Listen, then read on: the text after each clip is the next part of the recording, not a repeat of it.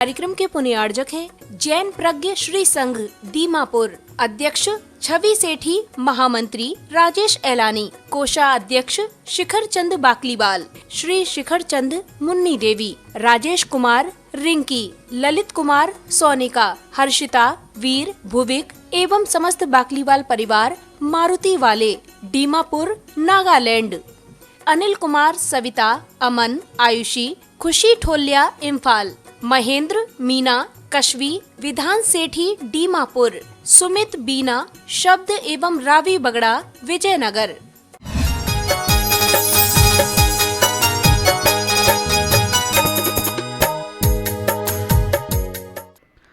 हमारी आत्मा की क्रिया में इनका कोई सराविस नहीं है, लेकिन शरीर की क्रियाएं भी अगर पाप रूप होंगी, शरीर की क्रियाएं भी अगर विपरीत होंगी तो वह आत्मा को जकड़ के रखेगी, आत्मा को स्वतंत्र नहीं होने देगी। शरीर माध्यम खलु धर्म साधनम, शरीर को केवल धर्म का साधन बनाओ, शरीर को भोगों का साधन मत बनाना, क्योंकि संसार में अनादिकाल से भोग भोगते आए हो और अनादिकाल तक भोग भोगते रहोगे। आपको ये मौका मिला है कि इस शरीर से को पवित्र करने का, आपको ये मौका मिला है शरीर को धर्म में लगाने का, आपको ये मौका मिला है शरीर को उत्कृष्ट अवस्था में ले जाने का। तो इस शरीर को स्व स्वरूप को जानने के लिए आप प्रयास करना। एक सम्राट था, 5 साल के लिए उसे राज मिलता था। एक सम्राट था, उसे 5 साल के लिए राज मिलता था, 5 साल बाद उसका राज दूसरे को दे दिया जाता था। हर सम्राट आता था, 5 साल तक खूब राज करता था, 5 साल के बाद कहानी ठप हो जाती थी। लेकिन एक सम्राट ऐसा भी आया, उसने 5 साल तक कुछ नहीं किया, आराम, बिल्कुल जो भी करना था मस्त रहा, आराम में रहा। जब 5 साल के बाद उसे हटाया गया, उसके बाद जो उसके जीवन में घटा, सारे राजाओं ने सोचा कि ऐसा मेरे साथ क्यों नहीं हुआ। हुआ क्या उसके साथ? 5 साल जो राजा को राज मिलता था, वो राज करने में सारा का सारा धन, सारा का सारा शरीर का परिश्रम व्यय कर देता था बाह्य की वस्तुओं में, और उसने वो 5 साल बाह्य वस्तुओं में कोई समय व्यय नहीं किया। 5 साल तक उसने सारी की सारी व्यवस्था अपने लिए करना प्रारंभ कर दिया। अपने लिए एक नया महल बनवाया, अपने लिए एक नया नगर बनवाया, अपने लिए नया एक सेना बनाई, अपने लिए उसने सब कुछ किया। 5 साल बाद वो राज छुड़वाया गया, लेकिन जब वो अपने राज में गया तो वहां का शाश्वत राजा हो गया हो तो कोई आश्चर्य की बात नहीं है। यही बात मैं आपसे कहना चाहता हूं। 5 साल के बाद तुम्हारा कितना भी पावर हो, लेकिन तुम्हें राज नहीं दिया जाएगा। लेकिन उस 5 साल में उसने अपना एक नया राज स्थापित कर लिया। 5 साल में उसने अपनी नई सेना बना ली, 5 साल में उसने अपना नया वैभव तैयार कर लिया। तो यही बात तो आचार्य कहने चाह रहे हैं। तुम्हें 70 साल के लिए, 80 साल के लिए, 90 साल के लिए, 50 साल के लिए ये राज मिला है। अब ये राज्य में तुम चाहो तो खूब सांसों का अपव्यय करो, धन का अपव्यय करो और सब कुछ करने का प्रयास करो। उसके बाद जब ये श्वासें पूरी हो जाएंगी ना, तब खूब कहना कि एक श्वास और दे दो, बस अब मैं एक बार अपने बेटे को और देख लूं, एक बार एक श्वास मेरी और दे दो कि मैं एक काम और कर लूं। नहीं, अब कोटा खत्म, चलो बेटा वापिस। किसको तकलीफ होगी? जिसने अपना राज नहीं बनाया होगा, और जिसने अपना राज बना लिया है ना, वो कहेगा तुम सब कर लेते हो तो आज ले लो, मेरा राज तो तैयार है। और आप विचार करके रखना, अगर आपने पुण्य रूपी राज तैयार कर रखा है, अपने सम्यक रूपी राज तैयार कर रखा है, अपनी अच्छी भावनाओं का राज तैयार कर रखा है, शिव स्वरूप में जाने की व्यवस्था बना रखी है, तो संसार स्वरूप में तुम्हें कभी भी बुलावा आ जाए तुम डरोगे नहीं। और अगर शिव स्वरूप में जाने की व्यवस्था नहीं है तो आपको डर लगेगा। हे भोले प्राणी, हे इंसान, हे मानव, आपको केवल ये राज जो दिया गया है अपने उस राज की व्यवस्था बनाने के लिए दिया गया है। हम अपनी इन सांसों को केवल संसार में अपव्यय ना करें, अपने पुण्य को संसार में ना खर्च करें। ख्याल करके रखना, बिना पुण्य के तुम्हें संसार में कुछ भी नहीं मिलता है। पुण्य से तुम्हें मंदिर आने का सौभाग्य मिल रहा है, पुण्य से तुम्हें संसार की हर क्रिया करने को मिल रही है। ख्याल करना, पुण्य से अच्छा परिवार मिलता है, पुण्य से हमें अच्छा शरीर मिलता है, पुण्य से हमें अच्छे बच्चे मिलते हैं, अच्छा धर्म मिलता है, अच्छे गुरु मिलते हैं और गुरुओं को अच्छे भक्त मिलते हैं। दीमापुर वालों का पुण्य डबल तैयार है। और आप विचार करके रखना, दीमापुर वालों के साथ मेरा भी पुण्य ज्यादा है, क्योंकि दीमापुर वालों को हम जैसे महाराज मिल गए और हम जैसों को दीमापुर की समाज मिल गई है, तो दोनों के पुण्य बढ़ रहे हो तो कोई आश्चर्य की बात नहीं है।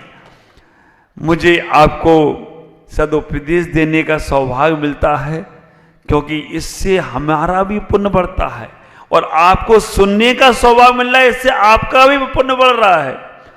कैसा व्यापार है, देने वाले का भी फायदा और लेने वाले का भी फायदा।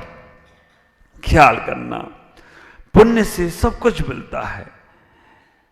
अब आप विचार करके रखना, जो चोर चोरी करने जा रहा है उसे तिजोरी का ताला खुला मिले, ये उसके पुण्य का उदय है या पाप का उदय है?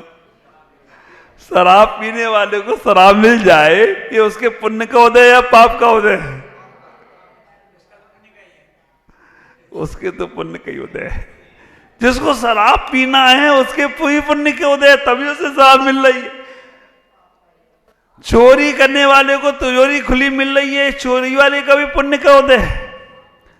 लेकिन ये पुण्य रूपी पाप, पुण्यानुबंधी पाप का बंद कर रहा है। 4 प्रकार के पुण्य की व्यवस्था बताई ना आगम में, समझना। पुण्यानुबंधी पुण्य, पुण्यानुबंधी पाप, पापानुबंधी पुण्य, पापानुबंधी पाप। ये चारों को अगर आपने समझ लिया तो आप यहां रहो या घर में, आप संतों के भगवंतों के पास में रहो या परिवार के पास में रहो, आपको हमेशा पुण्य पुण्य समझ में आ जाए। पुण्यानुबंधी पुण्य, जो तुम्हें अच्छा सामान, जो भी तुम्हें मिल रहा, अच्छा हो या बुरा हो, सब तुम्हारे पुण्य से मिलेगा। पुण्य के फल से शिव स्वरूप की प्राप्ति होती है। और 6 डाला के पहले ही दोहे में मंगलाचरण में पंडित दौलत राम जी कह देते हैं कि शिव स्वरूप शिवकार, शिव स्वरूप को ही सबसे महत्वपूर्ण तो मुझे शिव स्वरूप ही लगा है। वितरागता भी महत्वपूर्ण है, हर अक्षर महत्वपूर्ण है, उस 2 लाइन में ही पूरा जनागम भरा हुआ है। तो विचार करना, पुण्य से तुम्हें जो कुछ भी मिल रहा है, हाँ अब गलत चीज मिल रही है तो समझ के रखना, ये पुण्य का तो उदय है, लेकिन उस पुण्य के उदय में तुम पाप का बंद कर रहे हो अगर उनका उपयोग कर रहे हो। शराब तुम्हारी इच्छा हुई, इच्छा होने के बाद शराब मिल गई, अगर तुमने उसको इस्तेमाल कर लिया तो तुम्हारे पाप का बंद कर रहे हो। पुण्य से मिली चीजों को हमें अगर सही है तो पुण्य बढ़ाने के लिए उपयोग में करना है, लेकिन गलत चीजों का इस्तेमाल करते हैं तो पाप का उदय होता है। पापानुबंधी पुण्य, पाप का उदय है। हम बहुत चाहते हैं कि हम व्रत करें, उपवास करें, पूजा करें, पाठ करें, सत्संग करें, दान दें, लेकिन पाप का उदय है, हमारे पास शरीर साथ नहीं देता तो हमसे एक बार का भोजन नहीं छूट रहा है। हमारे पाप का उदय है, हम मंदिर चाहते बहुत बार हैं लेकिन आ नहीं पा रहे। अब बताओ, कल सोनलाल जी बाबू जी सुबह सुबह मेरे पास दर्शन को आए, बोले बाबू महाराज जी चक्कर से आ रहे हैं। मैंने कहा बाबू जी आराम करना, रेस्ट करो, ज्यादा नहीं निकलो, अभी ठंडी का समय है। शाम को माला फिरते फिरते गिर गए, पाप का उदय आ गया। लेकिन फेर रहे थे माला और गिर गई वो। पाप का तो उदय आया, लेकिन भावना कितनी, रात को 10 बजे बस गुरु जी के दर्शन करा दो मुझे, और कुछ नहीं चाहिए। कितना पुण्य बढ़ा लिया उनने, और वो करके अपने मन को ऐसा बना लिया। तो ऐसे पाप का उदय हो कि हम नहीं दर्शन कर पाए गुरु के, हम नहीं व्रत कर पाए, हम नहीं संयम ले पाए, पाप के उदय में हम नहीं दान कर पा रहे, लेकिन पापानुबंधी पुण्य अनुमोदना कर लो। शिव स्वरूप को पाना है, ये शिव स्वरूप की भूमिकाएं हैं। अनुमोदना कर लो, जो लोग व्रत नियम संयम कर रहे हैं उनकी अनुमोदना कर लो, आप उनके बारे में अच्छा बोल लो। जो लोग मंदिर में पूजाएं कर रहे हैं उनके बारे में अच्छा बोल लो, आपकी पुण्य की अनुमोदना हो जाएगी। भाई मुझे काम है, मैं जल्दी जा रहा हूं, आपसे कर रहे हो, बहुत सौभाग्यशाली हो आप, बहुत अच्छी बात है। आप विचार करके रखना, आप पे नहीं है दान देने के लिए पैसा, लेकिन जो लोग दे रहे हैं उनकी अनुमोदना कर लो। हमारे पास भी आए तो हम भी कभी कोई अच्छे कामों में अपने धन का उपयोग कर ले। आपका साथी से पुण्य बढ़ना शुरू हो जाएगा।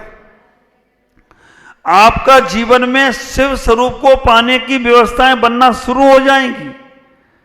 प्रैक्टिकल करके देखो, हमारा जैन धर्म थ्योरेटिकल पे नहीं, प्रैक्टिकल पे विश्वास करता है। जैन धर्म हमारा चर्चाओं पे कम, चर्याओं पे ज्यादा ध्यान देता है। ख्याल करो, ये तो वो जैन धर्म है, इधर लगाओ इधर फायदा, तुरंत लगाओ तुरंत फायदा। आप जैसे ही भोजन करो और भोजन को छोड़ना, आपको अंदर से शक्ति कैसे मिल रही है ये आपको प्राप्त हो जाएगी। विकल्प खत्म। साधु आहार करते हुए भी आहार नहीं कर रहा है। इष्टोपदेश में पूज्य पाद स्वामी कहते हैं, साधु बोलते हुए भी नहीं बोलता है, साधु चलते हुए भी नहीं चलता है। क्यों? क्योंकि उसका ध्येय केवल लक्ष्य आत्मकल्याण का है। साधु भोजन करते हुए भोजन नहीं कर रहे हो, और आप बिना भोजन किए ही भोजन कर रहे हो। सब महिलाएं सोच रही हैं महाराज जी जल्दी प्रवचन छोड़ें, अभी खाना बनाना है, दाल चढ़ाना है, अभी सब्जी वगैरह बनाना है, अभी बाजार से लेके भी जाना है। और कोई कोई श्रीमती जी तो अपने पति को झोला पकड़ा देती, मंदिर जा रहे हो सब्जी लेके आना। और कहीं पति भुलक्कड़ हो तो उसे पर्चा भी देना पड़ता है। अब पति ने कहा मुझे याद है, अब वो नमो कारण पढ़ रहा है, नमो अरंताणम नमो सिद्धाणम, टमाटर लेके जाना है, नमो आर्याणम नमो जाणम, लौकी लेके जाना है, नमो ले जाणम। मालूम पड़ा कि उसके नमो कारमन में सब्जी में चला गया। अब घर से निकला था मंदिर जाने के लिए, तुमने पकड़ा दिया पर्चा। अब वो पर्चा भगवान की अर्चा तो खत्म, वो पर्चे ही याद रह गया उसको। ख्याल करो, क्यों? क्योंकि तुम्हारे पास भविष्य के वो कार्यक्रम है। और शिव स्वरूप को पाना है तो अपने को इतना ही विचार करना है, हे भगवान मैं आ गया हूं अब मंदिर में, अब परमात्मा के पास आ गया हूं, तो मेरा पुण्य और बढ़ता चला जाए। पापानुबंधी पुण्य नहीं आ पाओ तो अनुमोदना करना। पापानुबंधी पाप क्या है?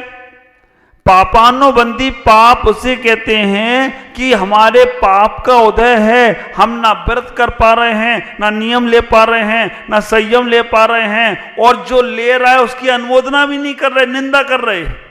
हाँ, फोटो छप जाएगी इसके लिए उपास कर रहा है, बाद में लोग इसकी तारीफ करेंगे इसके लिए उपास कर रहा है। हाँ, पता नहीं माला पहनने के लिए उपास कर रहा है। आप विचार करके रखना, ये 4 पूजा दूसरों को दिखाने के लिए कर रहा है कि हाँ ये कहेंगे बड़ा धर्मात्मा है, आधा घंटा मंदिर में दिया, 1 घंटा पूजा करता, इतना अच्छा है। ये दिखावे की पूजा चल रही है। ये तुम कर तो नहीं पा रहे हो, लेकिन करने वाले की अनुमोदना भी नहीं कर पा रहे हो। जैन धर्म तुरंत पकड़ेगा पापानुबंधी पुण्य, पापानुबंधी पाप, पाप के उदय में ही पाप कमा रहे हो।